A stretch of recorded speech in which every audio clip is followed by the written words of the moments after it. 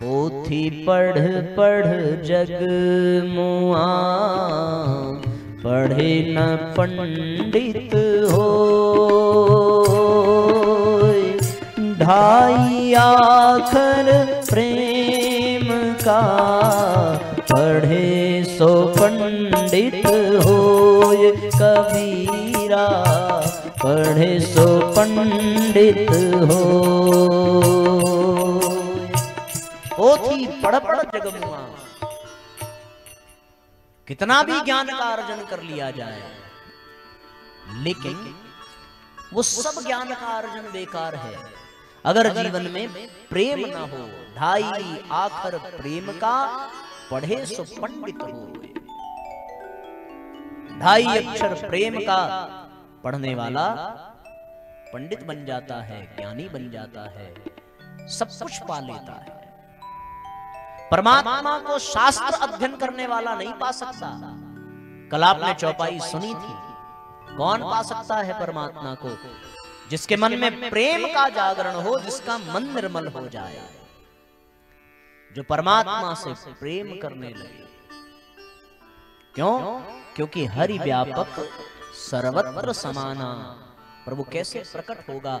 दूध में मक्खन तो है, पर मक्खन को प्रकट करने के लिए उसको मथना पड़ता है। उसी प्रकार इस संसार के कण कण में परमात्मा है।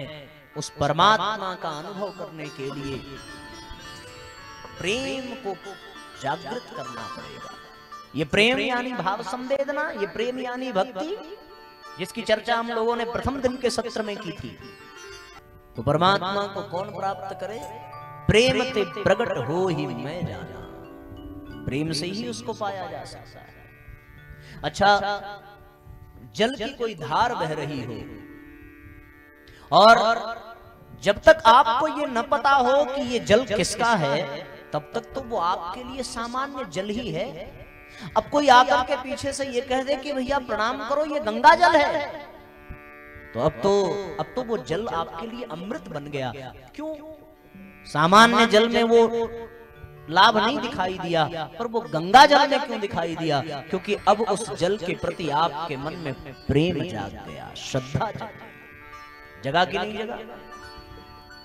कुत्ते को आप देखो तो दौड़ करके मारने और भगाने के लिए प्रयत्नशील हो जाते हो, पर सामने से यदि गाय आ जाए तो आदमी झुक करके प्रणाम करता है कि गौ माता है। गौ माता है तो कुत्ते से क्या दुश्मनी थी?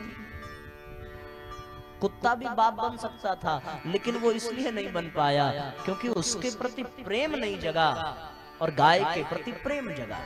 कैसे प्रेम जगा? बचपन में बच्चा है तो बच्चे को क्या पता कुत्ता क्या होता है, गाय क्या होता है, पर शास्त्रों को पढ़ने से, संतों के मुख से सुनने से, बड़े जनों के कारण सुन सुन करके उसको धीरे धीरे ये ज्ञान हो गया कि गाय हमारी माता है। इसलिए उसको कुत्ता बिल्कुल नहीं भाता है, क्योंकि किसी ने बताया नहीं कि कुत्ता भी कुछ है। अगर बचपन से उसको गाय के बजाय कुत्ते को बताया जाता कि यही तुम्हारा बाप है, तो वो कुत्ते से भी प्रेम करता कि नहीं करता?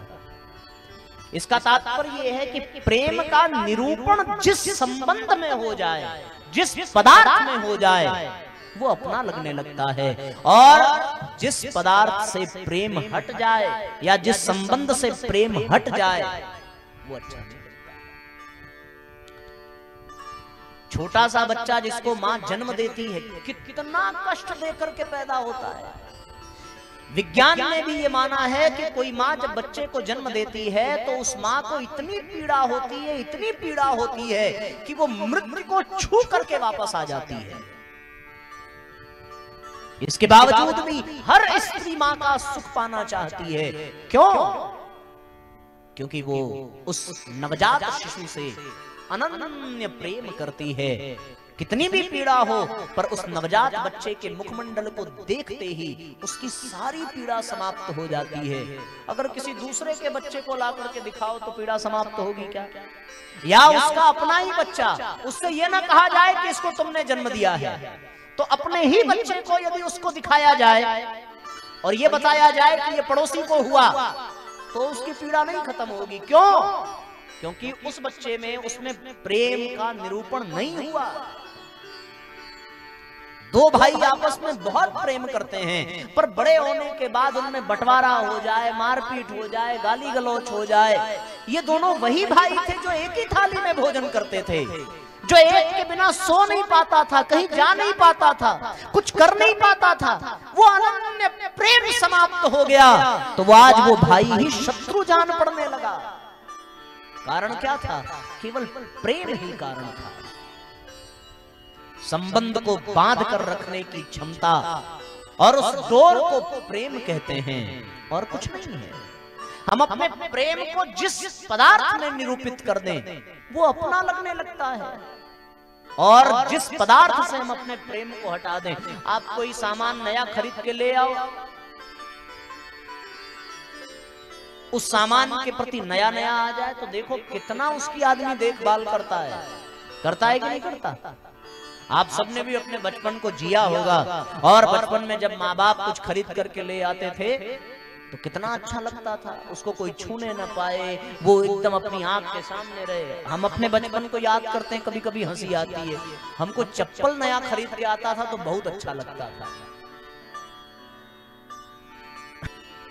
आदमी जब नया जूता चप्पल खरीदता हो तो मंदिर में जाने के बाद वो ऐसी जगह पे चप्पल उतारता है जहां से भगवान भी दिखें, और वहां से आगे आप खुद ही समझदार, ऐसी जगह उतारता है जानबूझ कर। क्यों भैया? क्योंकि उसको पूरा विश्वास है कि भगवान तो कल भी यही मिलेंगे, लेकिन चप्पल कल मिलेगा कि नहीं मिलेगा इसमें संशय है। उस समय भगवान से भी अधिक प्रेम उसका कहां होता है। बड़े विनोद में एक संत आरती करते हुए बताते थे कि एक बार एक व्यक्ति आरती कर रहा था और वो नया नया चप्पल खरीद करके ले आया। आरती प्रारंभ हुई, गुनगुनाया त्वमेव माता। इतने में ध्यान गया चप्पल पर, मुड़ करके चप्पल को देखा। आरती तो यथावत चल रही है और तुरंत पीछे मुड़ करके चप्पल को देख करके च पिता त्वमेव त्वमेव बंधु च सखा त्वमेव। फिर चप्पल की याद आई, त्वमेव विद्या द्रविड़म त्वमेव। फिर चप्पल की याद आई तो चप्पल को ही देख करके त्वमेव सर्वम मम देव देव। हर चीज के पीछे कारण है भैया। अब हमको चप्पल जूता में सच में बहुत लगाव था, 4-5 किस्म का रखते थे।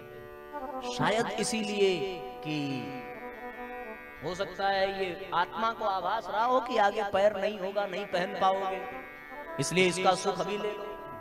तो नए नए किस्म के चप्पल और जूते का बड़ा शौक था, बहुत संभाल के रखते थे। 12 मई 2015 को जब हमारा एक्सीडेंट हुआ तो उसके 3 दिन पहले हम अपने पिताजी से कह रहे थे कि पिताजी जूता खराब हो गया, एक नया जूता चाहिए। तो वो परेशान ही रहते थे कि अभी खरीद करके दिया था और फिर से कह रहा खरीदने के लिए। 3 दिन के बाद एक्सीडेंट हो गया। तो जब हॉस्पिटल में हम मिले और होश में आए तो हमने पिताजी से कहा कि अच्छा हुआ जूता नहीं खरीदे, अगर खरीद लेते तो पहनते कहाँ। तो ये सुन करके थोड़ा सा वो उदास हुए। हालांकि उदास करने के लिए हमने ये नहीं कहा था, मुंह से निकल गया। लेकिन साथियों, सार केवल इतना है कि जिसमें प्रेम हो जाए वो अपना लगने लगता है। अब यही प्रेम यदि परमात्मा में हो जाए तो क्या वो अपने नहीं लगेंगे? सोच करके देखो जरा।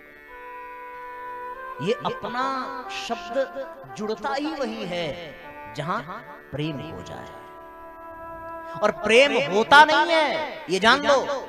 प्रेम होता नहीं है, प्रेम करना पड़ता है। अच्छा, जहां लाभ हो ये आदमी सोचे कि भाई यहां लाभ है, वहां वो प्रेम नहीं है, वो तो स्वार्थ है। हानि हो फिर भी उसके प्रति लगाव हो तो वो प्रेम है। जैसे माता का प्रेम, बच्चा माँ की बात माने या ना माने, पर माता कभी अपने बच्चे का अहित नहीं चाहती। क्यों? क्योंकि वो निस्वार्थ प्रेम करती है। तो समस्त शास्त्रों का सार इतना ही है कि हमारा भगवान के प्रति प्रेम हो जाए, सच्चा प्रेम हो जाए। तो ये 7 दिन हम कृष्ण भगवान की कथा सुने, और 7वां दिन बीतते बीतते यदि कृष्ण से प्रेम न हो जाए, यदि कृष्ण से मोहब्बत न हो जाए, तो फिर ये कथा सुनना बेकार है। 7 दिन की कथा के पश्चात नेत्र बंद हो, और उस छवि में नेत्र बंद करने के बाद कृष्ण दिखें और दिल से उनके लिए निकल जाए आई लव यू। दिल से निकले कि मैं आपसे प्रेम करती हूं, मैं आपकी दीवानी हो गई, मैं आपका दीवाना हो गया, ऐसा भाव बन जाए तो ये 7 दिन की कथा सार्थक है। और यदि भगवान से प्रेम न हो पावे तो केवल मुंह से आई लव यू बोल देना, मुंह से ये कह देना कि मुझे आपसे बहुत प्यार है, ये केवल दिखावा है भैया, सच्चा प्रेम होना चाहिए। इसलिए परमात्मा से ये प्रार्थना करो, और ये शास्त्रों का सार है, यह प्रेम सदा भरपूर रहे, भगवान तुम्हारे चरणों में। यह प्रेम सदा भरपूर रहे, भगवान तुम्हारे चरणों में। यह अरज मेरी मंजूर रहे, भगवान तुम्हारे चरणों में। यह अरज मेरी मंजूर रहे, भगवान